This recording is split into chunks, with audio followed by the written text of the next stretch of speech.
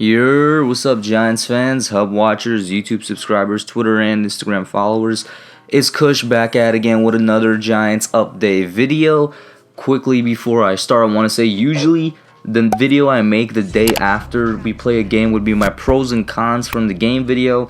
Obviously, since I'm making this one that's going to be delayed, I'll have that out tomorrow, hopefully. You know, besides it gives me a little bit more time to gather my thoughts and whatnot. It's just that this was, I guess you could say, kind of breaking news. Definitely something that pertains to the Giants that has, a big impact on the team and whatnot. And I want to get it out in a timely manner. So the pros and cons video, if you got your eye out for that, look for it tomorrow. With that being said, let's get into this one. How the Giants intend to fix the running back position, or how they intend to supplement the running game with the absence of Saquon Barkley. And even that, I'm going to try and think about the absence of Saquon Barkley as little as I can. Because, and I'm going to save that for my pros and cons video as well, because it's really disheartening, and I'm not really going to spend too much time on that. But obviously, we have to talk about filling in that role that he leaves there, which I want to point out, you're not going to really substitute it, but what you are going to do is supplement a running game. I don't think you could ever substitute a Saquon unless you have somebody like a Christian McCaffrey and whatnot. Either way, the Giants are now missing a running back on the roster, a starting running back to be exact. I mean, I don't know if they plan to not sign anybody and maybe just roll in with Dion Lewis as their starter and Wayne Gallman behind him, which I'm not sure if it could necessarily work. With that 1-2 punch, maybe it can if they elevate somebody like a Javon Leak from the well, actually Javon Leak's not even on the practice squad. I just checked, the practice squad has no running backs on it. And I want to say really quickly, this is something else that's going to be in my pros and cons video. I really don't like the fact about how the starting roster was built. I had a problem with it week 1 when we only rolled into the game with 5 wide receivers, and it became 4 wide receivers because Golden Tate was injured. And I really didn't like the fact that we rolled into week 2 with only 2 running backs, and we saw how that affected us because Saquon went down, and then Dion Lewis was the sole running back out there. Wayne Gallman wasn't in the game because of some type of injury, non-injury, complication type thing, and now we only have 2 running backs on the roster as a whole, which I find, excluding Elijah Penny, who's a fullback, and even then they didn't even really use Elijah Penny like that these past couple of games. So it's it's just a really stupid way of building the roster, and I do have a problem with it. But unless they plan to roll in with Dion and Wayne Gallman and then re-sign Javon Leak because he's still a free agent, if he's not a practice squad on the Giants, he's on the practice squad of somebody else, and I believe you still can sign him to active roster even if you're not that team. So that's one way they could look to go. Now obviously the other way they could look to go is basically the reason I did this video in the first place, Devonta Freeman, who is the most sensible option out on the market right now. You talk about the running back market as of right now, the only dude that makes sense signing for any team to be a potential starter would be Devonta Freeman.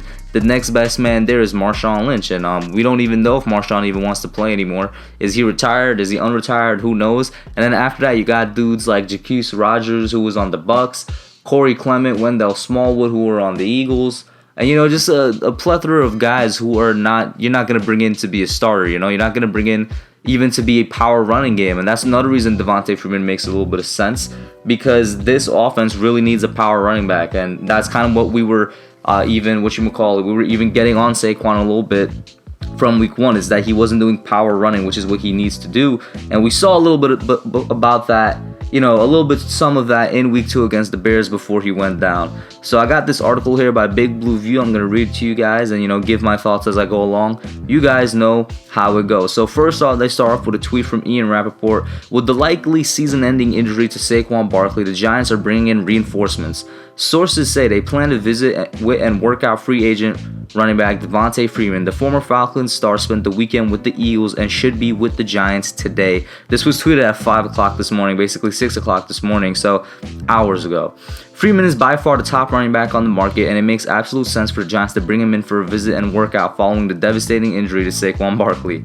The Giants could try to make do with a platoon of Wayne Gallman Jr. and Dion Lewis, but Lewis is limited as a runner, and Gallman is a runner who will pick up what the line is blocked for him. At his best, Freeman is a complete back who is a threat as a runner and a receiver. He was originally drafted by the Falcons in the 4th round of the 2014 NFL Draft and quickly became a pivotal piece in Atlanta's offense. His best year came in 2016 when he averaged 4.8 yards per carry on 227 carries, picking up 1,079 yards and 11 touchdowns, as well as 54 passes for 462 yards, 8.6 yards per catch, and another 2 touchdowns. And of course, 2016 was the year Atlanta went to the Super Bowl. It was the year Matt Ryan got MVP. It was the year their offense was at its peak in general, so it makes sense that his best year was by far 2016 with Atlanta.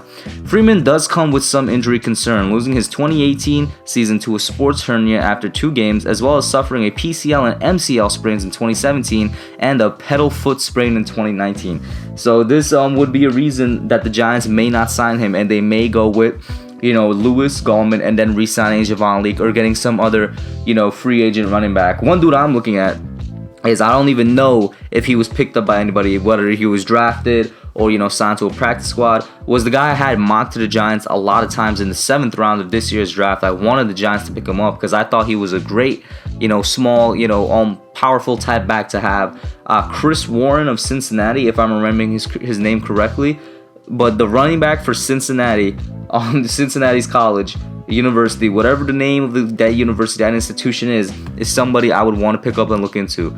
I'll probably throw up his picture here, but I remember mocking him to the Giants a lot because I thought he was going to be a great fit, in terms of if they won't go for a veteran free agent type of move right here, because this is a major concern. You don't want to bring in somebody for an injury and then they get injured. I know that was part of the reason why Atlanta let go of him, but not the whole reason. And the article does talk about it a little bit more. It goes on to say the Falcons made Freeman the NFL's then highest paid running back in 2017, signing him to a 5-year, $41.25 million contract extension.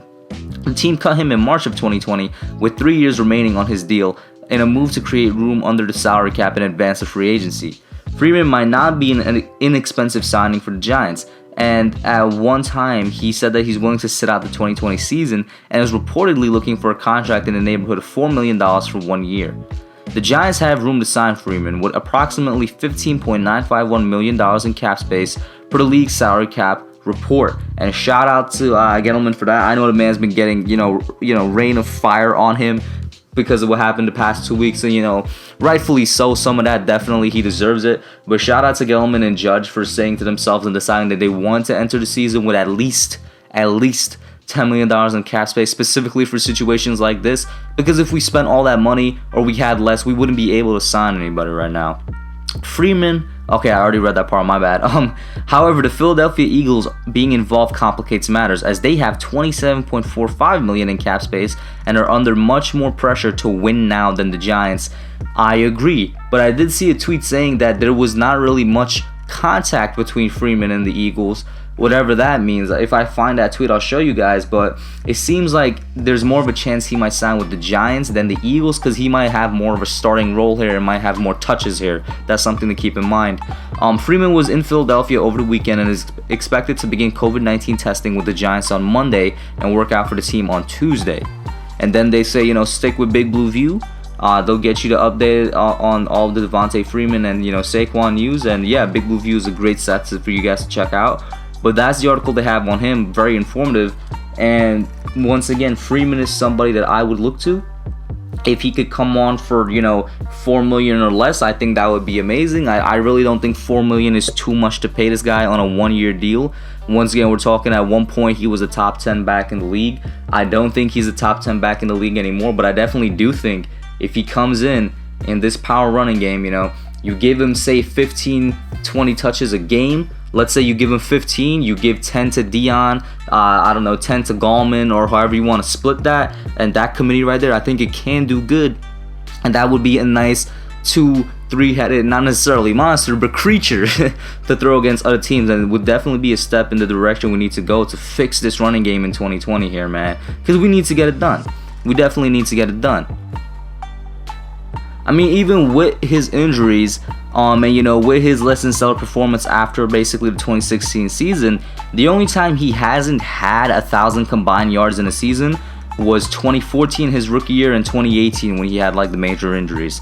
So definitely something to keep in mind. Put your thoughts down below. Let me know what you guys think. Do you prefer going the route of Lewis and Gallman and then signing some type of undrafted free agent, someone proven talent because of the fact that they're not injury prone? Or do you prefer going Devonta Freeman, taking that chance, a proven talent in the league, and, you know, giving him sort of a limited snap count and see how it goes?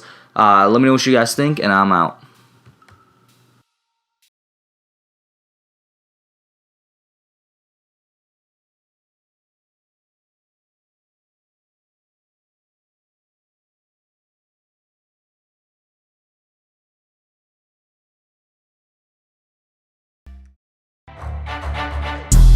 Thanks for watching. Don't forget to like, comment, subscribe, and share. I'll catch y'all in the next one.